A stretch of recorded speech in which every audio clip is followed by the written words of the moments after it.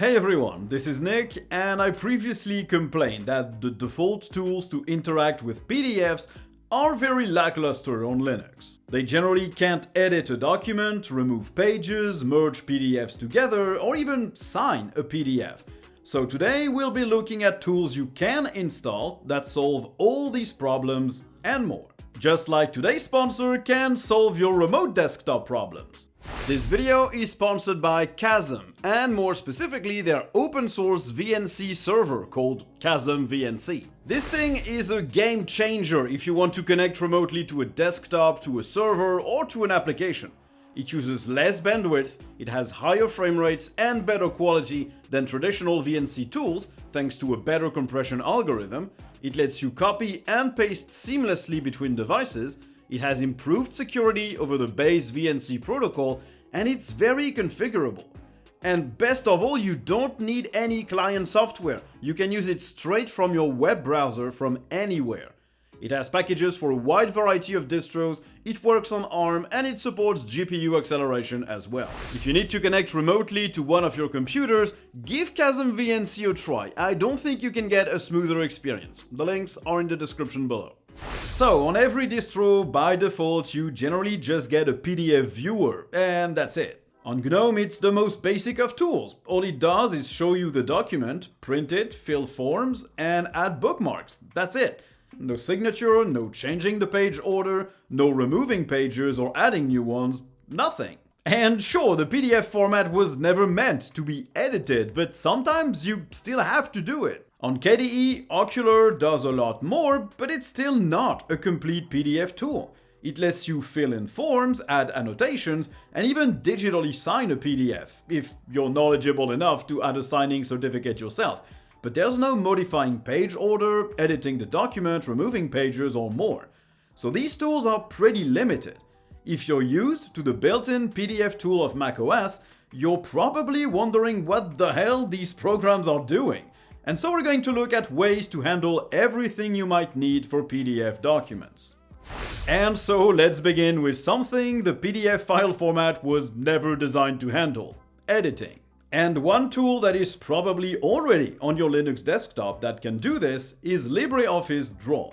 It can open PDF documents and edit them, as long as it's not an image. If the text is correctly identified as text, then you'll be able to modify it. You can move lines or graphics around, change the background of a document, and generally just modify it to your liking. It does have issues though. First, text will often be split into lines, which means you're not editing a paragraph, you're editing each line of text individually, which isn't optimal. It will also often mess up the layout of the PDF if it's a complex one. So it's definitely not the best tool if you have major complex edits to do on a complex PDF document. If you're familiar with vector drawing programs, then Inkscape can also edit PDF documents. Although it won't be your traditional text editing workflow. Inkscape isn't designed for text-based documents, so it might be clumsy. It also had issues with ligatures in certain fonts, not displaying all the characters correctly. And this leads us to the sad realization that for modifying a PDF document, open source tools just don't cut it. You'll have to turn to proprietary, commercial alternatives. Fortunately, there are a few. Those include PDF Studio, Master PDF, and Foxit PDF Editor.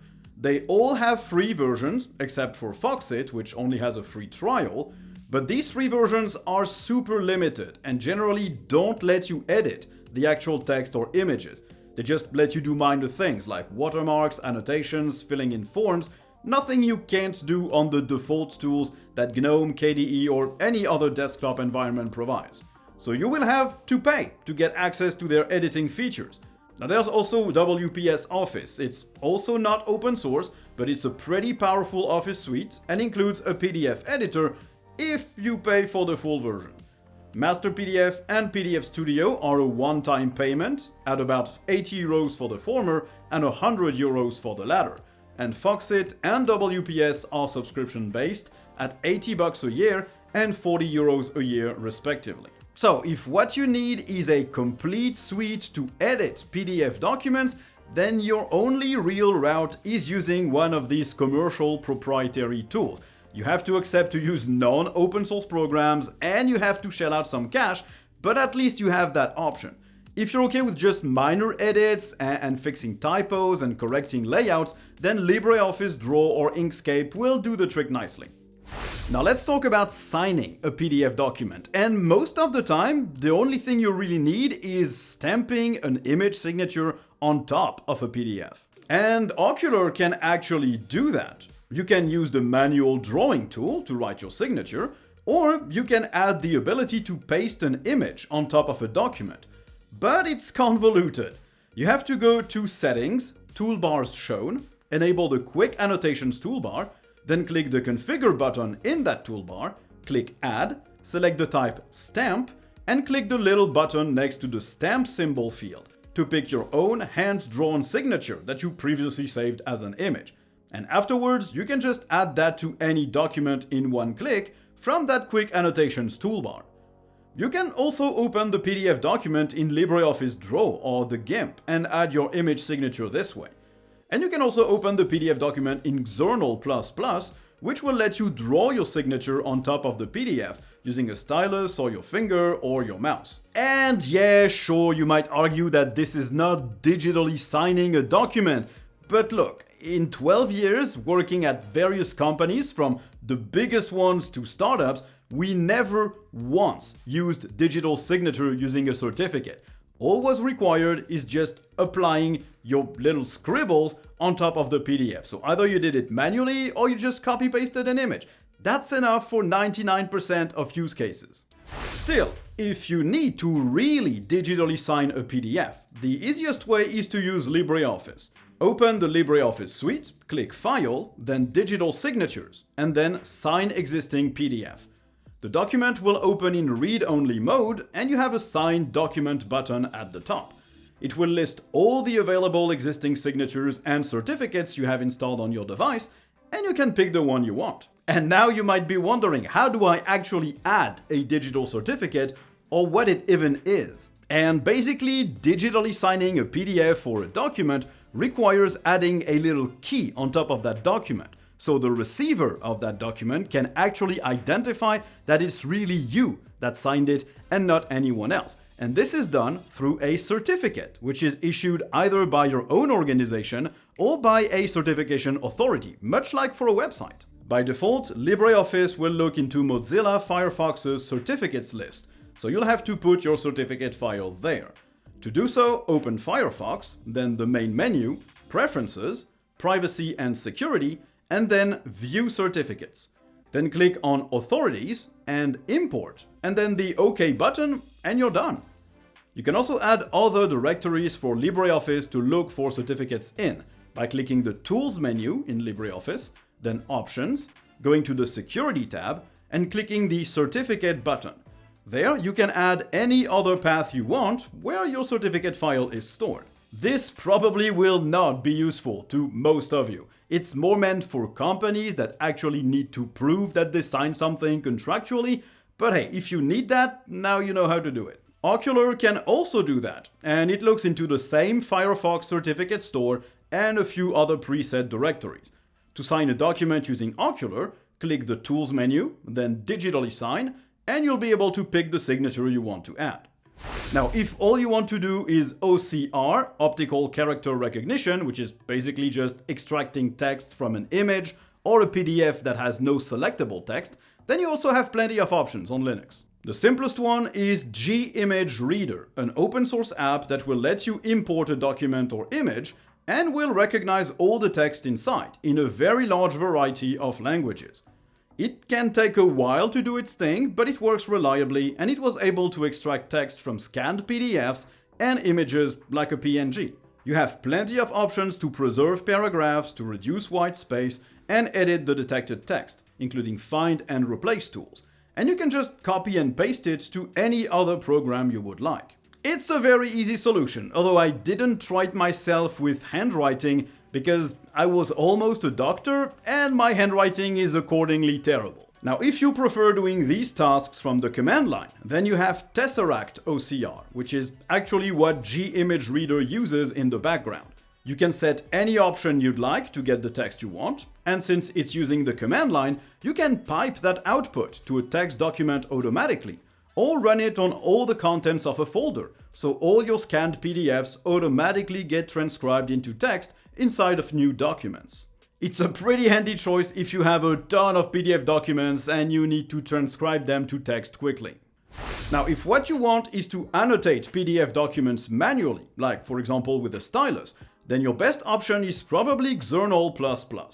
It lets you open PDF documents and draw all over them. You can highlight text, add hand-drawn notes, shapes, you can type some text, and it can even handle layers to quickly mask all that hand-drawn stuff and view the original document. It can even handle equations and graphs and has a very customizable interface.